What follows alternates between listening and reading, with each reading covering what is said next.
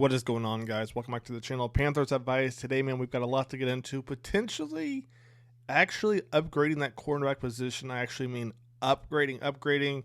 Talking about a potential fan favorite no longer on the team. The defense, I mean, there's a lot to get into, man. Let's get into it. First up will be the defense. Dan Morgan. Let's dive into it. Has he fixed the defense yet? So this article basically calls the Riddles 3-4 front trash. Now, here's what we have to address real quick, and we'll go back to the article in a second.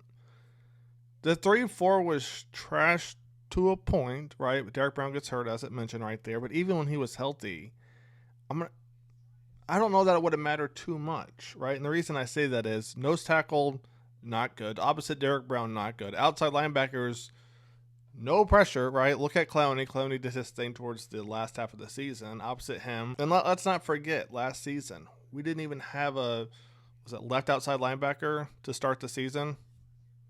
Right, they got rid of Caleb on Chazon.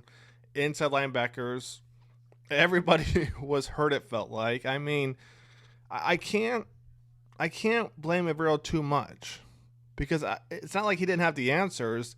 He didn't have any players, right? So I think they've taken care of that. You get Nick, you get Princely, you bring in Christian. I think we have some depth, right? Now you got Ashawn Robinson, you got Tuttle as rotational pieces too. Last year, the Panthers, they had no depth. Well, let's keep it going real quick. So just how bad was it? They allowed 3,000 yards on the ground, allowing at least 180 per game. Averill didn't have the answers. He didn't have the personnel to adjust anything, and the Panthers paid a heavy price.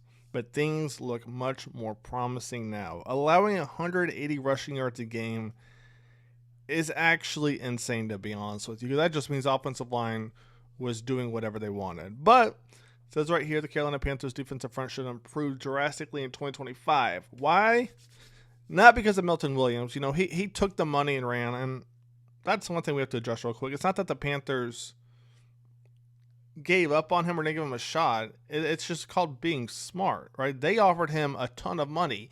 That same amount of money, they got what? Trayvon Mulrig, if I'm not mistaken, Tershawn Wharton for dang near the same price, right? So the Panthers, they got a safety, a strong safety. They take care of that. You get Tershawn Wharton, a good end, right, opposite Derek Brown. I like our chances, right? I like our chances a lot. It goes on to say that the Panthers, they got Bobby Brown, right? They're taking care of their weak spots. And the article continues talking about they get Cam Jackson to basically back up Bobby Brown. To me, this is huge, right? This right here is huge.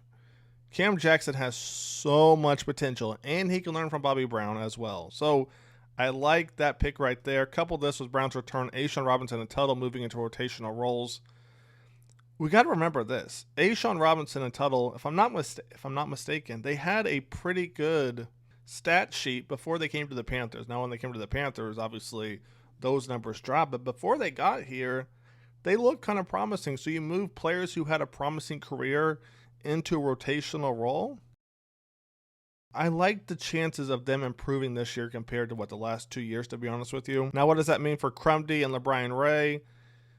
I mean, you still need pieces. I don't know if both of those will stay, but we'll see what happens. Next up, Mitchell Evans sends elite message that could define his Panthers' future. Now, Mitchell Evans, he's an interesting piece because he's really the jack of all trades. Let's see what they say right here. Basically says what I just said, right? So physical tools, well-rounded skill set to contribute immediately. He's also willing to do whatever it takes to firmly establish himself right out of the gate. Evans is the only new arrival to the tight end room. So obviously, to me, they've got big faith, in Mitchell Evans, because if you go back last year, if I'm not mistaken, I could be wrong on this. If I'm not mistaken, they had at least 5 or 6 tight ends at this time, and maybe it was a little bit later on, but I'm pretty sure they had at least 5 or 6. And as of right now, you got Tremble, you got Sanders, and you got Mitchell Evans. And I like the Mitchell Evans pick because, one, a well-rounded tight end, but two, Tommy Tremble kind of struggled with injuries. And then once you start to struggle with injuries in your NFL career, the older you get, they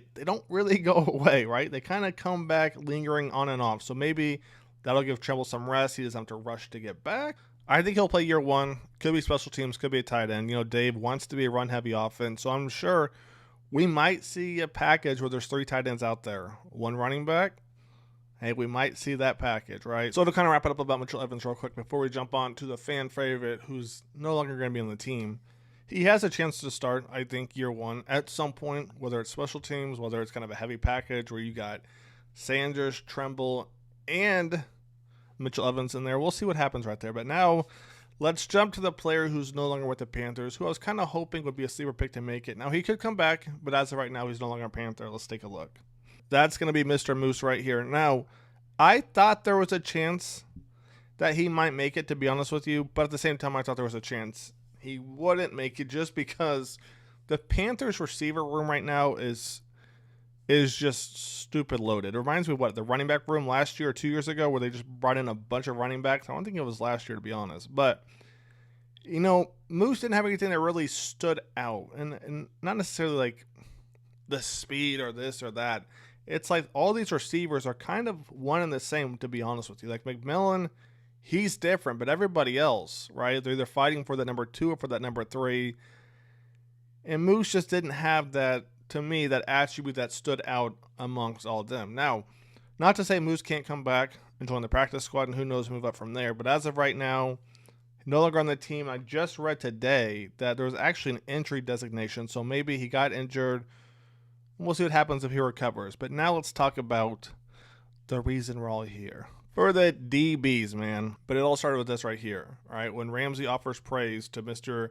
DC Evero, right? Let's take a look at what he said. Jalen's tweets have been blessed to be around some of the best teammates and coaches. Coach E is one of them real ball coaches. Will be a head coach at one day. Nothing but respect. Now, this got a lot of people writing articles, doing videos, talking about Ramsey potentially to the Panthers. So when Jalen Ramsey tweeted this, obviously some fans took it and kind of ran with it a little bit, saying there's a deeper message just beneath the tweet, right? So with Ramsey likely on the outs in Miami and Carolina still needing to fortify their secondary, could the Panthers looking to swing a surprising trade for the 7-time Pro Bowler? So for those that don't know, Ramsey and Evero were part of the LA Rams Super Bowl run in 2021, and Evero recently said Ramsey was one of the smartest players he's ever coached. So are we starting to kind of connect the dots a little bit potentially? Evero said Ramsey is incredibly talented, but his intelligence is often overlooked.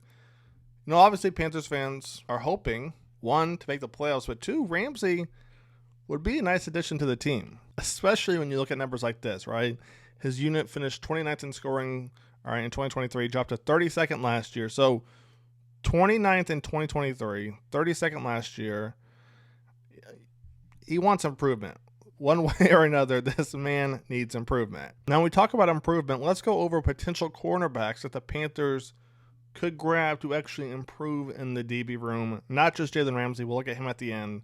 But let's look at 3 other ones. First up is Amik Robertson. Amik from Detroit, all right, could appeal as an option at the nickel spot. The 6-year veteran, who's expected to be ready for week 1 after breaking his arm in the playoffs, is entering the final season of his contract and could face some competition from 2024 second-round pick Enos Rakestraw Jr. Goes on to say that the Giants' depth chart at the cornerback position has gotten pretty crowded. All right, so they entered the season with Arnold, Robertson, and Rakestraw, all expected to be a part of that rotation at corner in 2025. Then they kicked off free agency, signing DJ Reed to replace Carlton Davis, who left after spending 2024 as a team's top corner. Since signing Reed, the Lions have also signed Rock Ya-Sin, I don't know if I'm saying that name right, to be honest with you, and Maddox at the position, which makes you wonder, is the veteran, the 6-year veteran, on the final year of his contract, you know, is he on the way out? Is he on the way out? So, you know, I don't like to look at PFF too much, but sometimes you got to take a look. It says passer rating allowed 88.1.